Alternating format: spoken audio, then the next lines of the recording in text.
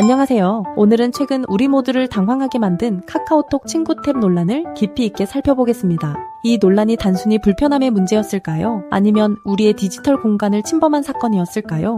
어느 날 갑자기 카카오톡을 켰는데 익숙했던 친구 목록이 사라진다면 얼마나 황당할지 상상해보세요. 이 당황스러운 경험이 바로 이번 논란의 시작이었습니다. 수많은 사용자가 겪은 갑작스러운 변화, 과연 무슨 일이 있었던 걸까요? 사건의 발단으로 들어가 보겠습니다. 사건 현장으로 직접 들어가 보면 바로 이 화면이 모든 변화의 핵심이었습니다. 왼쪽은 우리가 익숙하게 사용하던 목록형 화면이고 오른쪽은 논란이 된 피드형 화면입니다. 카카오의 의도는 분명했습니다. 사용자들이 앱에 더 오래 머물게 만들어 광고 수익을 늘리려는 전략이었죠. 친구들의 프로필 사진과 상태 메시지를 큼지막하게 보여주는 방식이었습니다. 사건의 전개는 정말 빨랐습니다. 2025년 9월 카카오는 야심차게 피드형 업데이트를 선보였습니다. 그러나 불과 일주일 만에 사용자들의 거센 반발에 부딪혔습니다. 결국 카카오는 원래대로 돌려놓겠다는 계획을 발표하게 되었죠.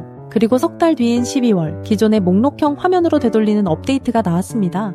이로써 사건은 일단락되는 듯 했습니다. 이제 논란의 다음 단계, 바로 사용자들이 직접 남긴 생생한 목소리를 들어보겠습니다. 정말 많은 분들이 이런 의견에 공감하셨을 겁니다. 매번 부장님의 바뀐 프로필을 봐야 한다는 피로감, 보고 싶지 않은데도 강제로 보게 되는 불편함이 터져나왔죠. 특히 직장 상사의 사소한 변화까지 확인해야 하는 부담감이 컸습니다. 또 다른 증언에서는 사생활이 침해당하는 기분이라는 의견도 있었습니다. 내가 프로필 사진을 한번 바꿨을 뿐인데 모든 친구들에게 나 이것 좀 봐줘 라고 외치는 것처럼 느껴졌던 거죠. 내 사생활에 대한 통제권을 잃었다는 느낌, 많은 분들이 공감했습니다. 이러한 불만은 자연스럽게 광고에 대한 반발로 이어졌습니다.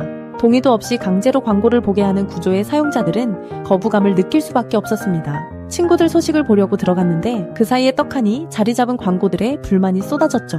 이런 사용자들의 분노는 결국 숫자로 드러났습니다. 앱스토어는 순식간에 항의의 의미를 담은 1점 리뷰로 도배되었습니다. 이 1점 리뷰가 카카오가 백기를 들게 만든 결정적인 압박이었죠. 이제부터가 정말 중요합니다. 이 업데이트가 단순히 불편함으로 끝날 문제였을까요? 법의 잣대로 따져봐야 할 부분이 있습니다. 첫 번째 쟁점은 개인정보보호법 위반 여부입니다.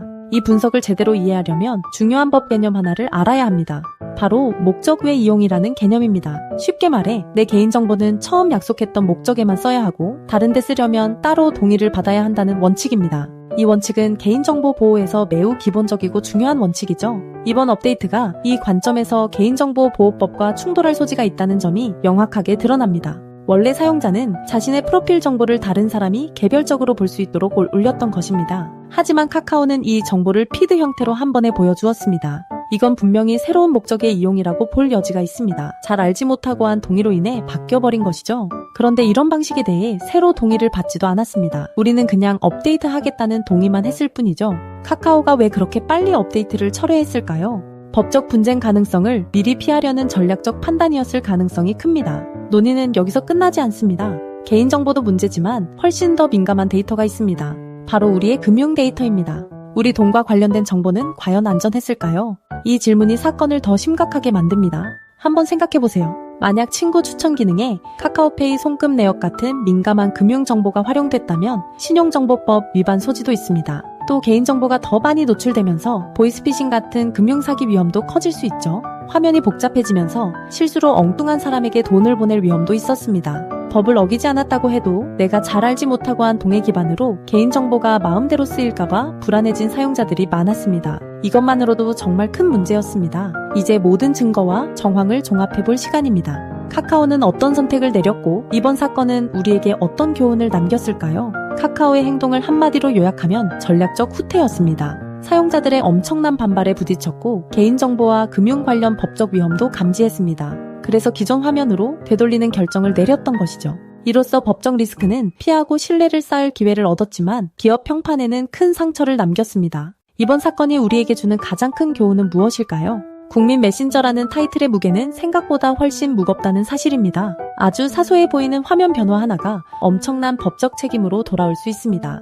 혁신도 좋고 수익도 중요하지만 사용자의 데이터를 보호하는 법의 가드레일을 절대 무시해서는 안 됩니다. 이것은 카카오만의 이야기가 아닙니다. 이 분석을 마치며 우리 모두에게 마지막 질문을 던져보고 싶습니다.